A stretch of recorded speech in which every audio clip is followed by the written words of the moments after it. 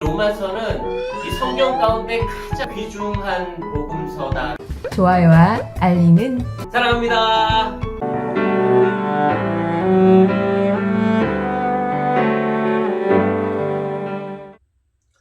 네, 여러분 안녕하세요. 분당제일교회 최승용 목사입니다. 우리가 지난 시간에는 대표성의 원리에 대해서 한번 살펴보았습니다. 이 아담의 원죄를 통하여서 죄가 세상에 들어오고 사망이 왕노릇하였습니다. 그런데 우리 주 예수 그리스도 한 분께서 바로 십자가에 달려 죽으심으로 말미암아 한 사람의 십자가의 구속의 은총으로 말미암아 이제는 생명이 왕노릇하는 그러한 대표성의 원리에 대해서 알아보았습니다. 이제는 그 6장인데요. 5장에서 6장으로 넘어오면서 이제는 그 대표성의 원리로 생명이 왕노릇하는 하나님의 은혜가 임하는 하나님의 은혜로 살아가는 우리들이 성화의 삶을 계속해서 살아내야 함에 대해서 설명을 해 드리려고 합니다. 그 성화의 삶으로 오늘 본문은 세례에 대해서 말하고 있습니다. 자, 6장 성화와 세례입니다. 자, 오늘 사도 바울이 세례에 대해서 설명을 하고 있습니다. 그러면서 이 세례에 대해서 설명을 하면서 그리스도와 함께 죽고 그리스도와 함께 생명을 얻자. 이것에 대해서 오늘 사도 바울이 설명을 하고 있는데 이 세례에 대해서 제가 여러분들과 좀 살펴보길 원하는 본문은 바로 마태복음 3장입니다. 이 마태복음 3장에 보면 바로 예수님의 세례가 등장을 하게 됩니다. 예수님의 세례가 등장을 하게 되는데 예수님께서 누구에게 세례를 받았나요? 예수님은 바로 세례 요한에게 세례를 받게 됩니다. 자, 이 요단강이 흐르는 가운데 이 세례 요한이 많은 무리 사람들에게 세례를 베풀고 있었습니다.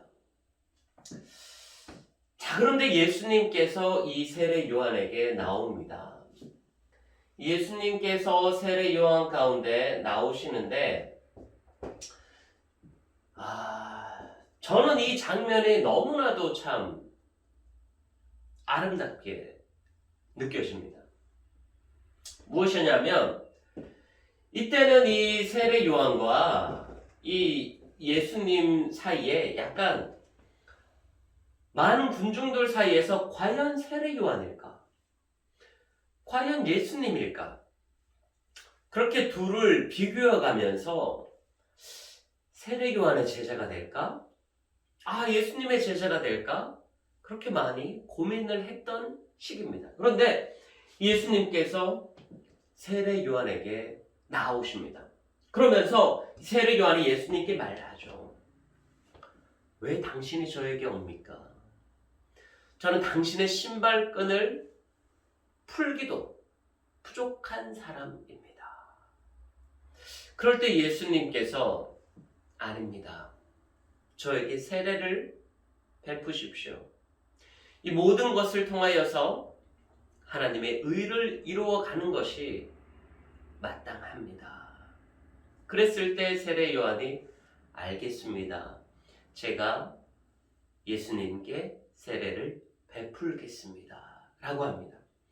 그래서 이 세례 요한이 이 예수님께 세례를 베풀 때 어떠한 장면이 마태복음 3장 가운데서 연출이 되어지냐면 예수님께서 세례 요한에게 세례를 받고 물에서 올라오실새 어떠한 광경이 펼쳐지냐면은 하늘이 갈라지고 하늘에서 하나님의 음성이 들립니다. 이는 내 사랑하는 아들이요 내 기뻐하는 자다.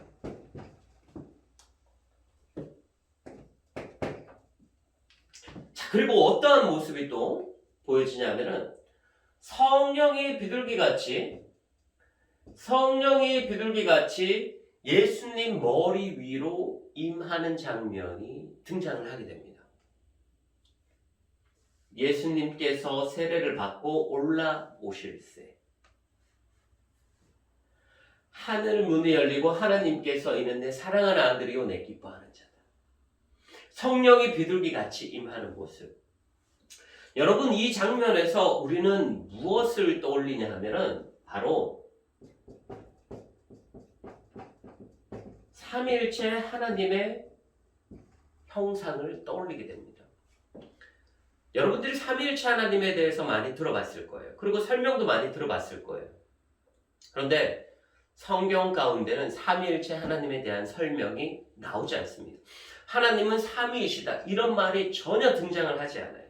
그런데 유독 삼위의 하나님께서 동일한 장소에 나타나는 곳이 있는데 그것이 바로 오늘 예수님의 세례 가운데 나타나고 있다는 것이에요.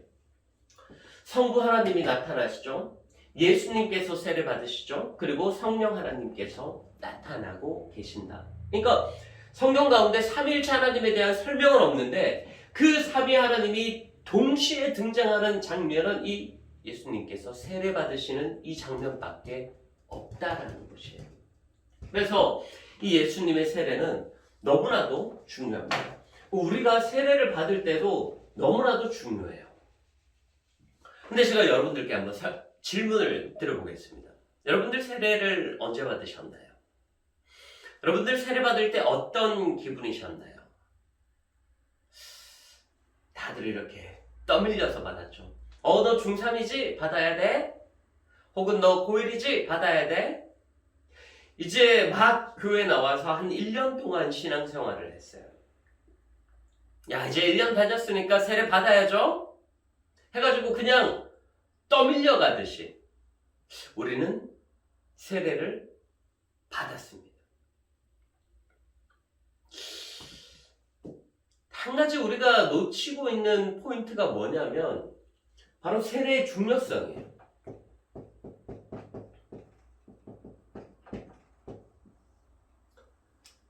이처럼 세례는 삼위 하나님의 형상이 그대로 나타나는 예수 그리스도와 함께 죽고 예수 그리스도와 함께 생명을 얻고 살아가게 되는 이전에 나의 모든 죄는 없어지고 나의 모든 죄를 예수 그리스도의 십자가 아래 못 박고 이제는 하나님과 더불어 살아가겠다. 성령의 힘으로 더불어 살아가야 되겠다. 그런 결단이 있는 이 세례 예식인데 그런 중요성을 잊어버리고 우리는 지금 세례를 받고 있습니다.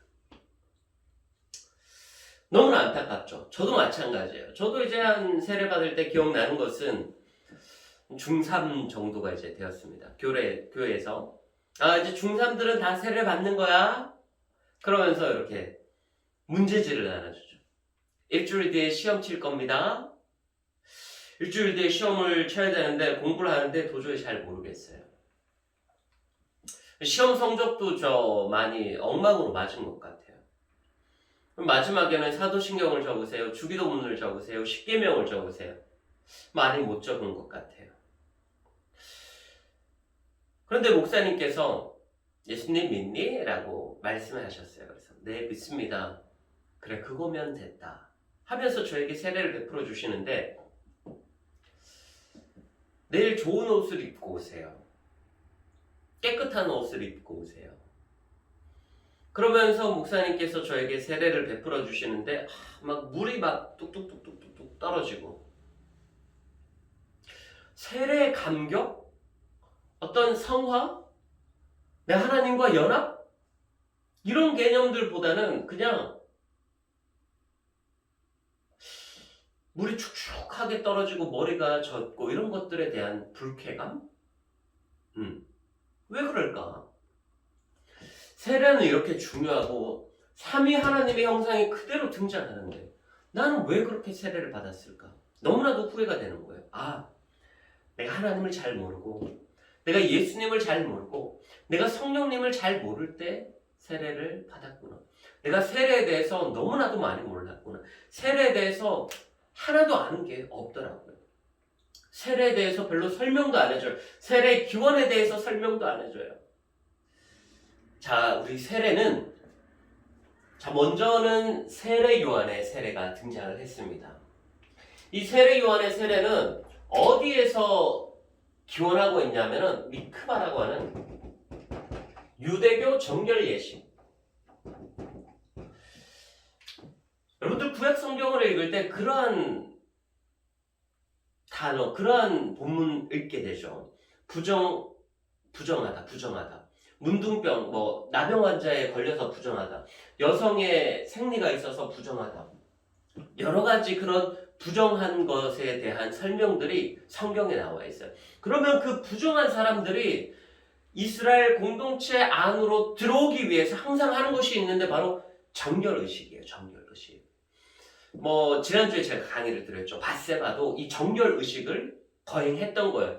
자기 몸을 물로 씻어내는 그런 정결의식이 있었다라는 것이죠. 그것이 무엇이냐면 이스라엘 가운데 이 미크바라고 하는 이 정결의식이 있어요. 이것은 바로 우리가 정화되는 것, 그리고 어떤 회복되는 것, 그러한 의미를 담고 있어요. 그래서 이 세례 요한은 이 이스라엘 백성들의 정결의식 미크바에 근거해서 사람들에게 세례를 베풀게 됩니다. 그런데 세례 요한의 세례에는 한계점이 있어요. 세례 요한의 세례는 어떠한 세례였느냐? 바로 죄사함을 받게 하는 세례였던 것이죠. 너 이렇게 살았니? 잘못된 거야. 이제부터 그렇게 살지 않겠니? 예, 그렇게 하겠습니다. 그래?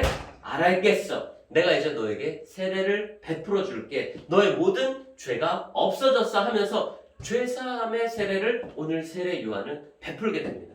그런데 그 세례 요한께서 오늘 예수님의 세례에 대해서 설명을 하고 있는데 어떻게 설명을 하고 있느냐면 예수님의 세례는 성령과 불로 너희에게 세례를 베풀 것이다. 그러니까 세례 요한의 세례는 죄사함의 성격이 강해요. 그리고 구약시대처럼 제사의 성격이 강해요. 어떤 일회성의 성격이 강하다라는 것이죠. 죄사함의 세례를 받았지만 다시 죄 가운데 거하고 다시 동일한 죄를 범하게 되고 그러면 다시 세례 요한에게 나와 죄사함의 세례를 받게 되는 거예요. 구약 성경의 제사처럼 일회성이 강한 거예요. 동물을 잡아 피를 뿌려서 하나님께 아름다운 예배가 올려드림으로 나의 모든 죄가 사해졌다는 그 죄사함의 그 제사 같은 일회성의 성격이 세례 요한의 세례는 강했다라는 것이죠. 그런데 예수님의 세례는 무엇이냐면은 너희가 성령과 불로 세례를 받을 것이다.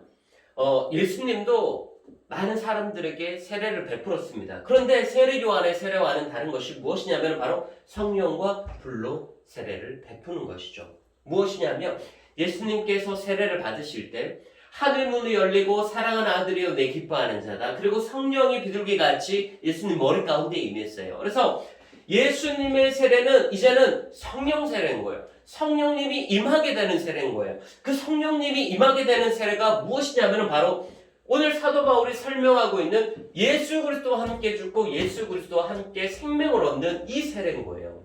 바로 성화가 있는 세례가 바로 예수 그리스도의 세례다라는 것이죠. 어떤 차이가 있냐면 세례 요한의 세례는 일회성이죠. 그리고 다시 죄를 범할 수 있어요. 그런데 예수 그리스도께서 베푸시는 세례는 성령님이 임하시는 거예요. 이제는 성령님이 내 안에 들어와서 이제는 다시 동일한 죄를 짓지 않도록 우리를 주장하시는 거예요. 성령님이 내 안에 들어오셔서 이제는 나의 주인이 바뀌어지는 거죠.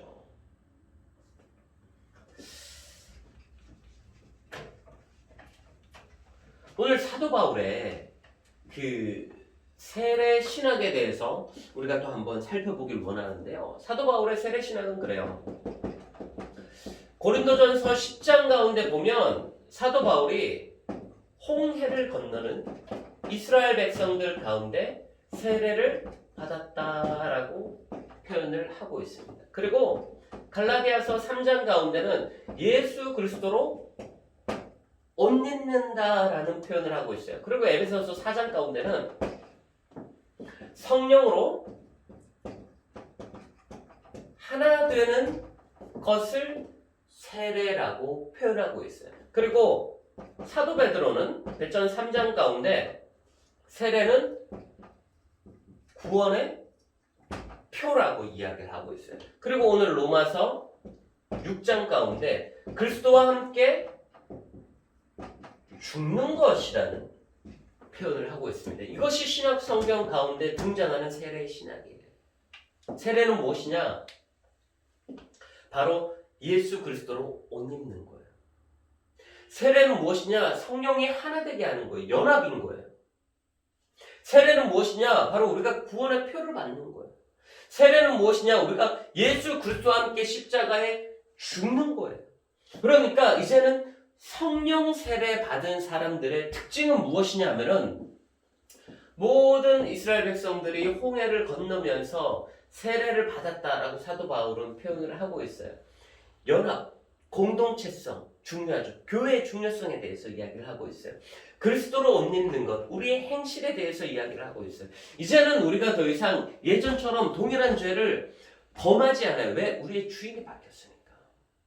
예수 그리스도로 옷 입은 우리들이 어떻게 동일한 죄에 거하겠습니까? 그리고 세례는 바로 구원의 표예요. 이 세례를 받음으로 해서 우리는 천국 갈 수 있는 구원의 표를 얻는 거예요. 그리고 세례를, 성령 세례를 받은 사람들은 예수와 함께 십자가에 죽어버리는 거예요. 오늘 이러한 모습들이 바로 예수 그리스도의 십자가 안에 죽어버리는 그러한 모습들, 그러한 상황 드라마틱하게 연출을 하지 않습니까? 주변 사람들이 막 부추기죠. 세례 요한의 제자들이 난리가 났습니다. 저기 건너편에 예수님이라는 사람이 등장을 했는데, 예수라는 사람이 등장을 했는데 인기가 너무나도 많아요. 우리 선생님을 이제 이길 것 같아요. 막 부추기죠. 그러면 보통 사람들 같으면 시기가 나죠. 질투가 나죠. 내가 당신보다 분명히 높다라는 것을 증명시켜 줄 거예요. 그리고 예수님도 마찬가지일 거예요. 자기가 이제는 이스라엘 백성들 가운데 새로운 메시아로 등극해야 되는데, 새로운 세력을 등에 힘입어야 되는데, 세례 요한을 짓밟으면서, 세례 요한을 무시하면서 저 사람은 아니야, 바로 나야 라는 것을 입증하기 위해서, 자신의 우월성을 입증하기 위해서 세례 요한을 얼마나 깔고 뭉개야 합니까? 그럼에도 불구하고 오늘 둘의 모습은 너무나도 십자가 아래 죽어있는 모습들을 볼 수 있다는 거예요. 왜 당신이 저에게 옵니까? 아닙니다. 제가 우리 세례 요한께 세례를 받는 것이 맞습니다. 저는 우리 예수님의 신발끈을 풀기도 감당을 못합니다. 아닙니다. 하나님의 의를 이룹시다. 저에게 세례를 베풀어 주세요. 이 모습이 너무나도 아름답지 않나요? 이것이 바로 세례받은 우리들의 모습이 되어져야 한다라는 것이에요.